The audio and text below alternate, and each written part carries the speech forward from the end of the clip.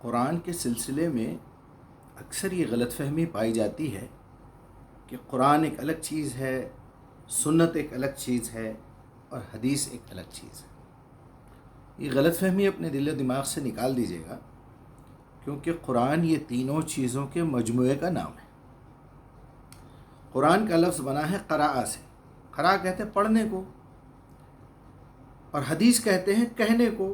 حدث یحدث، خود قرآن اپنے بارے میں یہ کہہ رہا ہے کہ ان کو اور کون سی حدیث چاہیے، یہ اللہ کی حدیث کافی نہیں ہے ان کے لیے، اور اس پہ عمل کرنے کو سنت کہتے ہیں۔ تو کہیں ایسا تو نہیں کہ ہم یہ چھوٹے چھوٹے الفاظ کو سمجھے بنا فساد ڈال رہے ہیں امت میں، انسانیت میں؟ تو یہ بات اچھی طرح سمجھ لینی چاہیے کہ ان کو الگ الگ کرنے کی ضرورت نہیں ہے، یہ سب ایک ہی چیزیں ہیں۔ اب جو حدیث کے نام سے ہمارے ذہن میں ایک بات آ جاتی ہے وہ یہ ہے کہ کچھ خاص ائمہ گزرے ہیں جنہوں نے حدیث لکھی ہے، جنہوں نے روایت سے پوری اپنے بڑوں سے سنا، کسی کے بارے میں جا کے معلومات کی، پھر ان سے مل کے پوچھا کہ نبی صلی اللہ علیہ وسلم کیسے رہتے تھے، کیا کرتے تھے۔ تو ایک تو سلسلہ یہ رہا کہ لوگ جا کے تحقیق کرنا پڑا کہ کیا ہوتا تھا، صحیح میں کیا بات تھی، اور ایک سلسلہ وہ ہے جو تواتر کے ساتھ یعنی نسل بہ نسل ٹرانسفر ہو رہا ہے۔ تو جو چیز آتھنٹک ہے، جس کے بارے میں اللہ تعالیٰ نے حفاظت کا ذمہ لیا ہے، وہ ہے قرآن لکھی ہوئی اور سنت، اس پہ عمل، یہ محفوظ ہے، اس کے بارے میں ڈرنے کی کوئی بات نہیں۔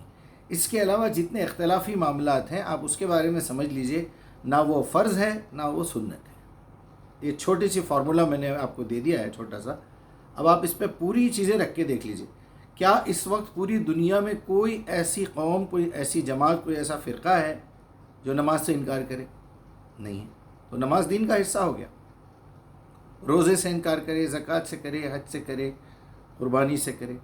کوئی ایسی جماعت، کوئی ایسا فرقہ ہے جو ایمان کے 5 ارکان میں سے کسی ایک رکن کا، اللہ پر ایمان، فرشتوں پر ایمان، کتابوں پر ایمان، رسولوں پر ایمان، قیامت کے دن پر ایمان، تو یہ 5 اسلام کے 5 ایمان کے، یہ اصل دین ہے۔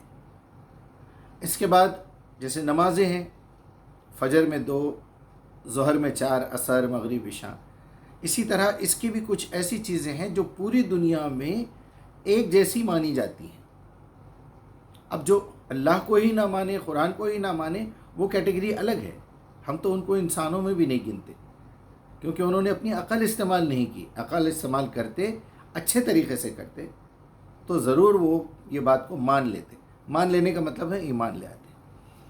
تو دنیا میں لوگوں میں فساد مت برپا کیجیے۔ کچھ ہمارے بھولے بھالے بھائی ایسے ہیں جو ایک گروپ جوائن کر کے دوسرے گروپ کو کافر کہتے ہیں، دوسرے گروپ کو جو ہے غیر مسلم سمجھتے ہیں یا پھر جہنمی سمجھتے ہیں۔ غیر مسلم ہونا کوئی الگ بات ہے، وہ کہ ایک شخص نے اسلام کو پڑھا ہی نہیں، قرآن کو پڑھا ہی نہیں، تو وہ غیر مسلم ہے۔ جتنا پڑھا اتنے % علم ہے اس کے پاس، علم ہے تو اتنے ہی پرسنٹیج کا علم ہے۔ اب اس علم پہ وہ عمل بھی کرتا ہے، تو عمل کرنے کو اسلام کہتے ہیں۔ تسلیم کر لینا کوئی بھی چیز، اس پہ عمل کرنا۔ ایمان، جتنا یقین کرتا ہے وہ قرآن کی جتنی باتوں پہ، اتنے % کا وہ مومن ہے۔ کسی کو کافر بولنے کا بھی کوئی فائدہ نہیں ہے۔ آپ کسی غیر مسلم کو پکڑ لیجئے، کسی ہندو بھائی کو پکڑ لیجئے، کسی کرسچن بھائی کو پکڑ لیجئے، اسلام کے بارے میں چند سوالات کیجئے، جتنے سوالات کا وہ جواب دے گا اتنے % وہ بھی نالج کے حساب سے مسلم ہے۔ اب وہ پریکٹیکلی فالو کرتا ہے نہیں کرتا ہے، وہ ایک الگ چیز ہے۔ تو بجائے پھوٹ ڈالنے کے محبت سے کام لیجئے، لوگوں سے پہلے یہ منوانے کی کوشش کیجئے یا یہ سمجھانے کی کوشش کیجئے کہ ساری کائنات کا ایک رب ہے یا نہیں ہے، ایک خالق اور مالک ہے یا نہیں ہے، وہ ہمیشہ کے لیے زندہ اور قائم رہتا ہے یا نہیں رہتا ہے۔ یہ ہو گیا۔ اس نے ہر دور میں انسانوں میں سے ایک انسان کو چن کے اس کے پاس اپنا پیغام بھیجا۔ مانتے ہو یا نہیں مانتے ہو؟ مانتے ہیں۔ آخری پیغام قرآن ہے، یہ مانتے ہو؟ آخری میسنجر اللہ کے رسول محمد صلی اللہ علیہ وسلم۔ تو آپ کسی سے بھی پوچھ لیجئے، اگر ان چند باتوں کو وہ مانتا ہے، ایک دن آئے گا دنیا برباد ہو جائے گی، ختم کر دی جائے گی، لوگوں کو اٹھا کے ان کی اپنی زندگی کا، ان کی عقل کا، ان کی صلاحیتوں کا امتحان لے کے ان کو بتا دیا جائے گا۔ یہ بات مانتے ہو؟ ہاں مانتا ہوں۔ جھوٹ بولنا جائز ہے؟ وہ بولے گا نہیں۔ کسی کو تکلیف دینا ناجائز؟ جائز ہے نہیں۔ حرام کھانا کھانا جائز ہے؟ کسی کا قتل کرنا جائز ہے؟ نہیں ہے. کسی کو دھوکہ دینا جائز ہے؟ نہیں ہے. تو یہ چند بنیادی اور انسانی حقوق ہیں، بنیادیں ہیں، وہ میں نے 10 بنائی ہیں. انشاءاللہ آپ مجھ سے کانٹیکٹ کیجئے. میں جان بوجھ کے یہاں وہ نہیں کر رہا ہوں، ڈسکرپشن میں بتا دوں گا. وہ 10 بنیادی اصولوں پہ اگر کوئی شخص آپ سے متفق ہے، ایگری ہے، تو وہ ہمارے گروپ کا، ہیومینٹی گروپ کا حصہ ہے. وہ انسان مانا جائے گا. ہاں، اس کو ہم انسان نہیں مان سکتے جو خود دوسروں کو جھوٹ بولے اور اس سے اگر کوئی جھوٹ بولا جائے تو وہ ناراض ہو جائے. خود کسی کی بہن بیٹی کی بے عزتی کرے اور اس کی بہن بیٹی کی بے عزتی ہو تو برا مان جائے. خود کسی کو نقصان پہنچائے اور اس کو کوئی دوسرا نقصان پہنچاتے، یہ ایسا شخص انسان نہیں ہو سکتا. تو وہ ہماری جماعت کا ممبر بھی نہیں بن سکتا. ہم تو لوگوں کو اکٹھا کر رہے ہیں، ہم لوگوں کو جمع کر رہے ہیں. کس بات پر؟ سچائی پر، انصاف پر، اچھائی پر، لوگوں کی مدد کرنے پہ، انسانیت پہ. آپ یہ مت دیکھیے وہ کون سے مذہب کا ہے، وہ کون سے دھرم کا ہے، وہ کون سی جماعت کا ہے، کون سے فرقے کا ہے. کوئی بیمار ہے، اس کو کسی چیز کی ضرورت ہے، وہ مستحق ہے. اوپر والے نے آپ کو صحت مند رکھا ہے. کسی کے پاس کھانے کے لیے کچھ نہیں ہے، آپ کے پاس ہے، اس میں سے آدھی روٹی دینے میں کوئی پرابلم نہیں.